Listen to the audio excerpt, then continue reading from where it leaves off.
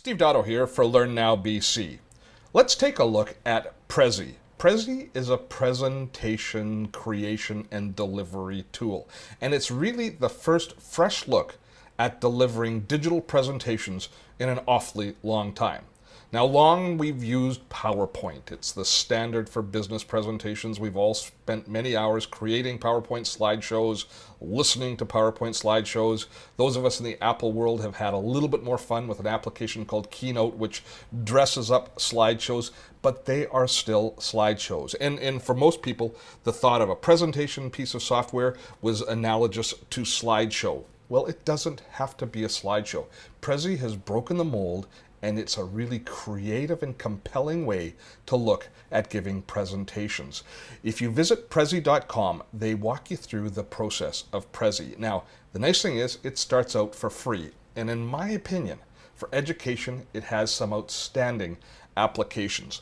Now, the difference between Prezi and a traditional slideshow is Prezi doesn't use slides. Instead, what Prezi does is it creates a massive canvas that you put all of your information on. And then you use kind of almost like a virtual camera, and you move around that canvas and look at different information. You can rotate the canvas so you can put the information in at interesting angles, and you can zoom in and zoom out. And the net result is, as you're giving your presentation and as you're watching a presentation, you're constantly passing back through these camera moves over content that you've either talked about already or you're about to talk about. And that does something kind of profound. I think it reinforces the information that's being delivered in a very strong way. And the flow, the fact that there's this motion that you're constantly moving through the presentation, creates a really compelling story. As you can tell, I like Prezi. Maybe what I should do is just show you a presentation. Now, they've got one right now on their homepage. When you come to look at it, it might not be the same one because they're always picking different presentations to show. But this is a nice educational presentation on the theory of relativity. Now, these presentations can be narrated, they can have audio attached, or they can be basically the slides that a presenter might be using as they're giving a talk, and they can click through the different camera moves in their slideshow.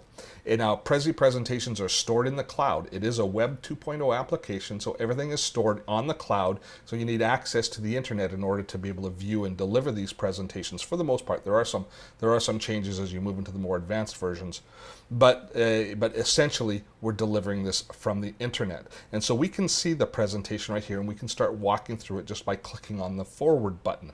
As I click, you see the very first moves as we move around this canvas. Now, I can actually, by going here under the More button, choose to go full screen on this presentation, and now we can see it in a much larger format.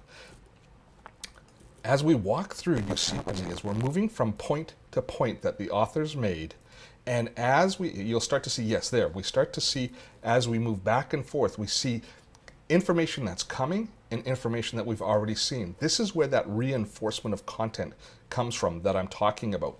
Now, I should point out that Prezi is not quite as easy an application to develop your presentations in as PowerPoint, or at least it's not as natural. It's one that we have to learn about a little bit. So it is going to take you a little more time to create your first Prezi presentations. You can import existing PowerPoint or other presentation software presentations into Prezi, and then you can use the elements within Prezi, which is a great head start. But getting your head around the Canvas approach is going to take a little bit of time. Fortunately, the account is free for you to set up and play with, so you can create an account right away and just log in and start to play with it. They've got some good tutorials online. Plus, there's a growing community of people supporting the entire Prezi metaphor, especially in the education world. When you're ready to get started, you can watch a series of YouTube videos that will walk you through the first process, and that gives you, actually, let me turn down the volume there. You have the ability to be able to learn all the basics through these videos, which gives you a great head start. So you've got all of those different options. Now, I do want to spend a few moments talking about pricing because, as I said, Prezi is free, but it's only mostly free.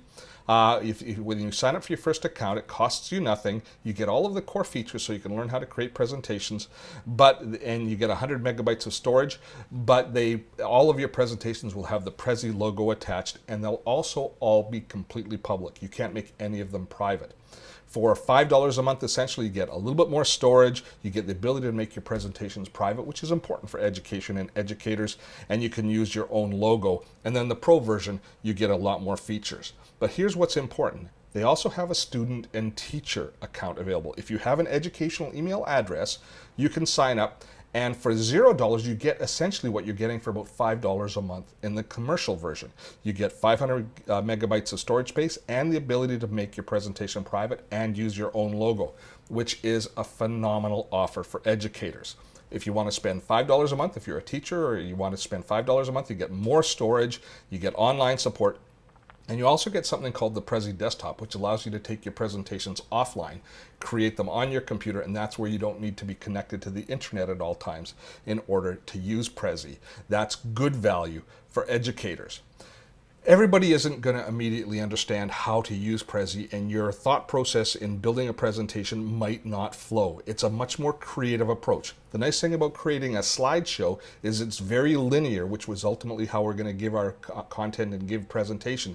So that ability to be able to structure our content into slides, for some of us, that's an asset as we build a slideshow. For others, though, a Prezi presentation can take dull and not interesting information and bring it to life. It can make it flow. It creates a compelling story. If you can get your head around using Prezi, you can really up the quality of the presentations and the content that you produce. On behalf of LearnNowBC, I'm Steve Dotto.